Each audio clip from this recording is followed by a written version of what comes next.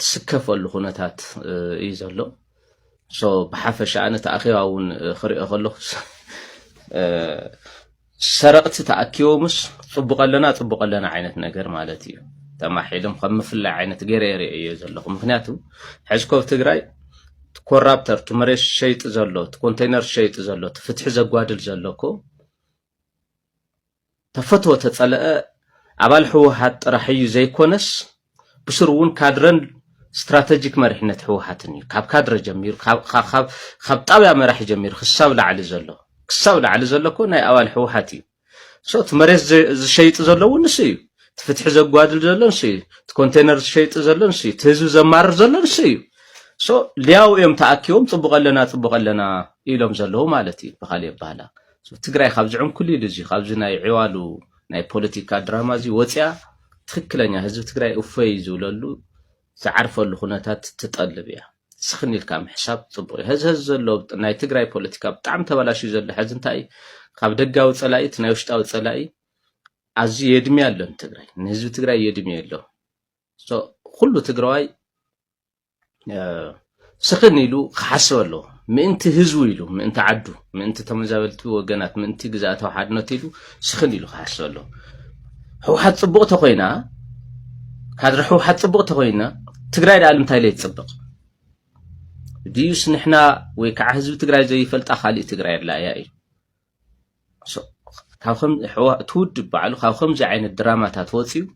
ልክዕ ከምቲ ቀደም ዝነበረ ውድብ ከምቲ ህዝቢ ትግራይ ዝፈትዎ ዝነበረ ውድብ ኮይኑ ክወፀሉ እዩ ህዝቢ ትግራይ ዝፈቲ ዝደል እውን ንሱ እዩ ጠለብ ትዕግስቱ እውን ንሱ እዩ ስለዚ ፕሊስ እንዳ ሕወሓት ኣኼባኹም ናይ ጥዕና ኣኼባ ክኸውነልኩም እያ ዝምነ እንደገና ክትሪእዎ ኣለኩም ዝብል እምነት እዩ ዘለን ጽቡቐለና ኢልካ መግለፂ ይወፅእ ኩሉ ጸገማትካ ከዓ ኤክስተርናላይዝ ልብልጽግና ጥራሕ ለጌታቸው ለጻድቃን ጥራሕ ዝወሃበ ይኮነን ውሽጥኻ ዘሎ ሕመቕ ኢኻ መጀመርያ ነቂስካ ክተውፅእ ዘለካ ክዳንካ ክትሓጽብ ተኮይንካ መጀመርያ ንስኻ ሕጹብ ክዳን ወይ ከዓ ጽሩይ ክዳን ከም ትደሊ ክትሓስበለካ ውሽጥኻ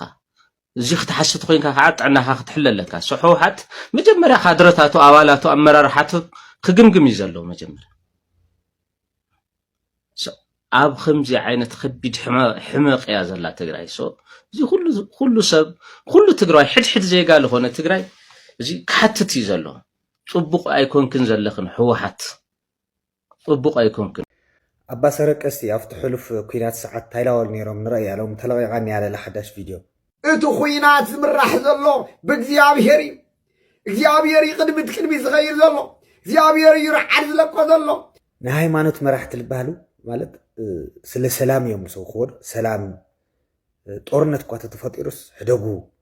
ጠጦብሉ 10 ግዜ ናልኾነ ወገን ይኹን ማለት እዩ ናበዳሊ ናተበዳሊ ዝኾን ሃይማኖት ወረዳው ክልተ ሞንጎ ኣብ ክልተ ተጋጨውት ማእኸል ግጭት ጠጦ ክብል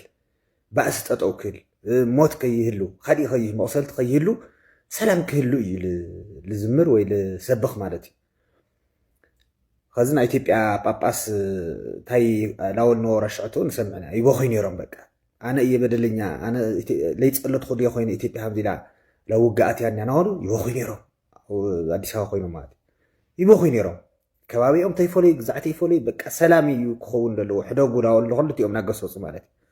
እዚኦም ዞም ሰብኣይ እዚኦም ግን ካብ ትግራይ ተላዒሎም እግዚአብሔር ይሐውል ሰድድሎ እግዚአብሔር ኩናት ልመርሖሎ ኩናት ዝልመርሖሎ ዋ ረይ ባህሊ ታዩ ሃሚኹም ትገብሩ ለኹም ከዚያቱም ኣውሉ ለኹም ሃይማኖት ማሓደርቲ ስሉኹም ዲኹም ሓቂፍኩም ክትኸዱ ዞም ሰብኣይ እዚኦም ማለት ለቲ ሃይማኖት የበላሽዎ ኣለዉ ለይኮነ ነገር ይገብርዎ ኣለዉ ለቲ ሃይማኖት ካልኦት ኣቦታት ኮን ንርኢ ኣለና ካሊእ ናባዕሎም መፅሓፍ ቅዱስ ለመፃኢ ስለካሊእ ስለ ሰብ ለሕማቕ ነገር ከይኣቲ ሓጢኣት ከይሰርሕ ክስተኻኸል ስነ ምግባር ክስተኻኸል ብዙሕ ነገር ይሰርሕ ማለት እዩ እዚኦምስ እግዚአብሔር ኩናት ሓውል ለቀሎ መድፍዕ ሒዙ ድዩ ታግዛዕ ከናጉርና እዮም ስለዚ ኣቶም ና ኦርቶዶክስ ሃይማኖት ምሕደራ ግን እዞም ሰብኣይ እዚኦም ዝኾነ ነገር በልዎም ስዒብኩም ካብቶ ናይ ኣትዮም ወኒ የውፅኡ ኢሎም ዝፍቕ ኢሎም ወኒ ውላፍቲ ፖለቲካ ኣውፅዎም ላብ ዝኾነ ነገር ገበርዎም ልብል መልእኽቲ እኒኒ ቴንኪዩ